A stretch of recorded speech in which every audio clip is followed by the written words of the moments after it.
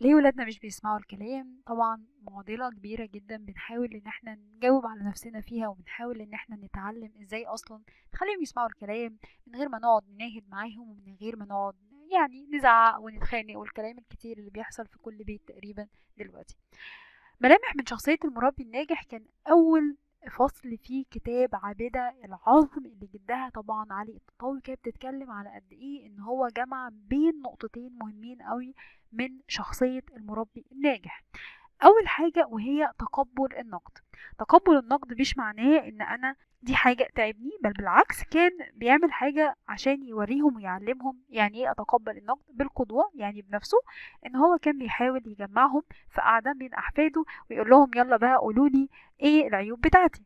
طبعا الاولاد كانوا بيستغربوا ايه ده، احنا ازاي جدي اللي احنا شايفينه كبير قوي في عيوننا ان احنا نتكلم او نقول له ايه العيوب بتاعته.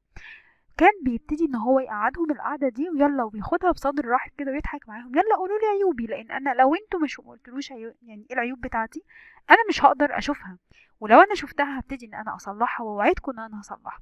وكان بياخدها بطريقه طبعا يعني ضحك وهزار معاهم ان هو يعرفوه ايه العيوب اللي هم شايفينها. وبالتالي كان بيعلمهم بطريقه غير مباشره ان هم يتقبلوا النقد، وياخدوا النقد على انها نصيحة ليهم، وان مؤمن مرآة اخوه المؤمن، فبالتالي ان هو يبتدي يشوف عيوبه، يبتدي ان هو يصلح. دي اول حاجة. تاني حاجة كانت من ملامح شخصية المربي الناجح بالنسبة للعابدة العظم اللي هي شافتها على جدها هي هيبة المربي.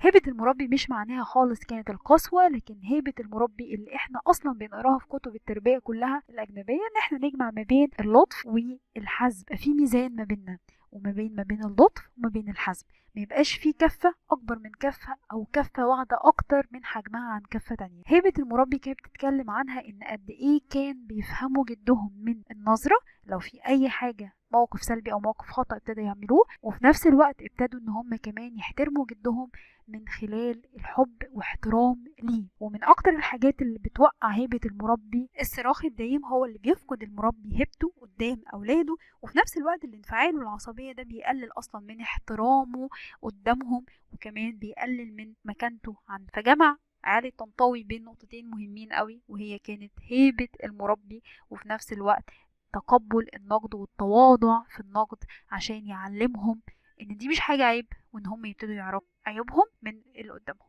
اشوفكم على خير فيديو جديد، باي باي.